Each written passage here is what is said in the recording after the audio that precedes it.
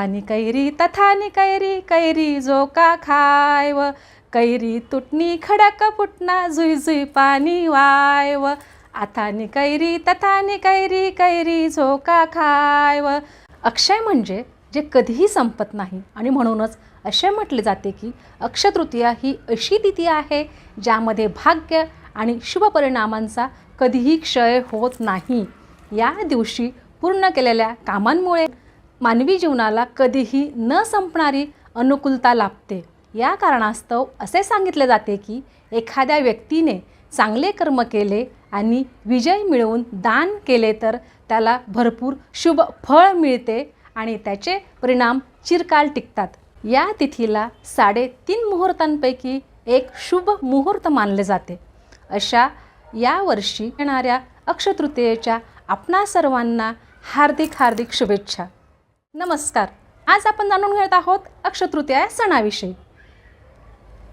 आखाजी अर्थात अक्षय तृतीया हा खानदेशातील सण आहे.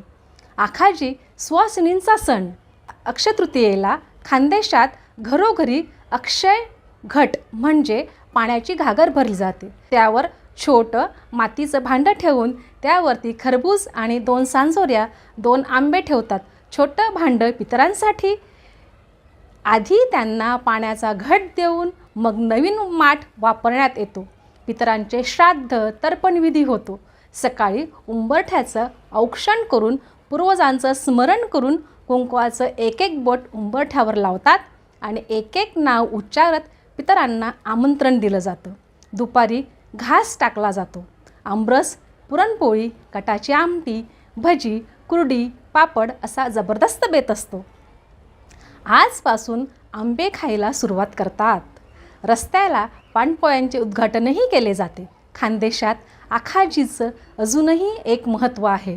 भले तो लौकिक अर्थाने पितरांचा सण का म्हणेनात, पण खानदेशात हा सासूरवाशिनींचाही सण आहे. सासरी गेलेल्या लेकींना वर्षातून 2दा माहेरी जायला मिळतं. दिवाळी आणि आखाजी म्हणजेच अक्षय तृतीया. आखाजी म्हणजे विसाव्याचा क्षण. त्यामुळे त्या सणाला घरातील व्यक्ती सासूरवासिनीची आतुरतेने वाट पाहत असतात. सासूरवासिनींना गौराई असंही म्हटलं जातं आणि जावायला शंकरजी. माहेरी या सुवासिनींचं गोड कौतुक केलं जातं. आमरस, पुरणपोळीचं गोडधोड जेवण केलं जातं. त्यानंतर दुपारी शेजारणींसोबत गप्पा टप्पा होतात. आंब्याच्या झाडाखाली पाथऱ्या टाकल्या जातात. गप्पा गोष्टी, चेष्टा मस्करीही सुरू असते. आंब्याच्या झाडांना झोके बांधले जातात आणि या झोक्यांवर सुहासिनी बसतात आणि मजा लुटतात. मग अशा या सुवासिनी जेव्हा झोका घेतात तेव्हा गाणीही म्हणतात. आणि हा अहिराणी भागातील म्हणजे अहिराणपट्टीतील सण असल्यामुळे काही अहिराणी गाणे खूप प्रसिद्ध आहे.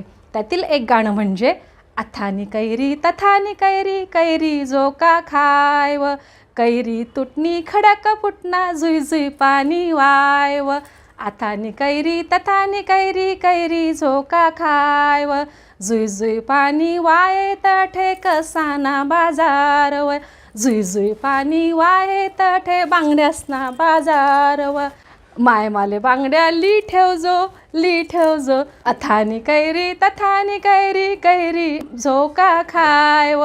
अशा प्रकारे खूप असे अहिराणी भाषेत गाणे प्रचलित आहेत. अशा या आखाजी सणाचा आनंद मी लहान असताना मनमुराद घेतलेला आहे. माझ्या आजोळी अगदी मोठमोठे झोके घेतलेले आहेत. त्या क्षणांची पुन्हा एकदा आठवण झाली. वैशाख शुक्ल पक्षाच्या तृतीयेला म्हणजेच 3ऱ्या दिवशी अक्षय तृतीयेचा सण साजरा केला जातो. 3.5 मुहूर्तापैकी एक महत्त्वाचा मानला जाणारा मुहूर्त म्हणजे अक्षय तृतीया. हिंदू धर्मात या सणाला विशेष महत्त्व आहे. विवाह, गृहप्रवेश यासारख्या शुभ कार्यासाठी हा दिवस महत्त्वाचा मानला जातो. वैशाख शुक्ल पक्षाच्या तृतीयेला म्हणजेच 3ऱ्या दिवशी अक्षय तृतीयेचा सण साजरा केला जातो. अक्षय तृतीयेला आखा तीज किंवा अक्षय तीज असेही म्हणतात. हिंदू धर्माच्या मान्यतेनुसार अक्षय तृतीयेच्या दिवशी भगवान विष्णूंनी परशुराम व व्यग्रीवचा अवतार घेतला असं म्हटलं जातं. या दिवशी अक्षय तृतीयेला लक्ष्मीनारायण आणि कलशाच्या पूजेला विशेष महत्त्व आहे.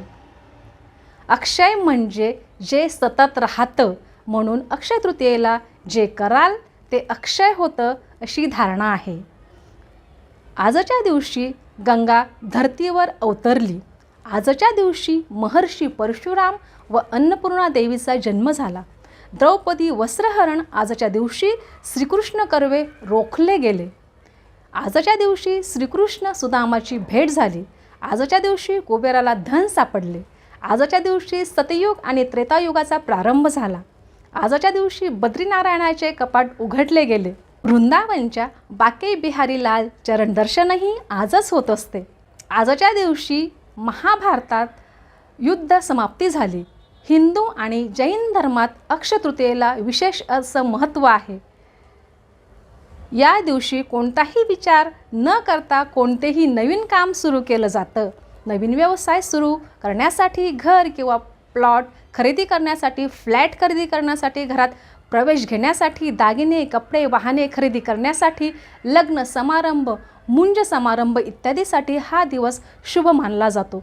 तसे तुम्हाला आवडणारं कोणतंही काम तुम्ही मनमोकळेपणाने या दिवशी करू शकतात. कोणत्याही प्रकारची खरेदी करू शकतात.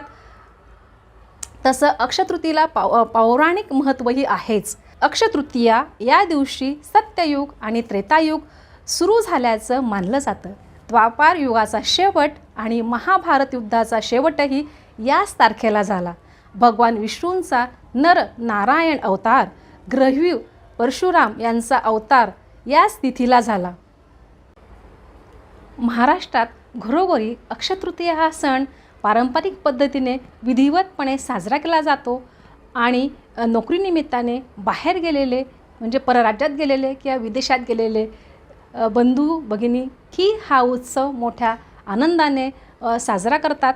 आणि विशेष म्हणजे अक्षय तृतीयेच्या 1-2 दिवस आधीपासूनच सांजोऱ्या करण्याची प्रथा आहे. गोळाच्या पारंपरिक पद्धतीने सांजोऱ्या केल्या जातात.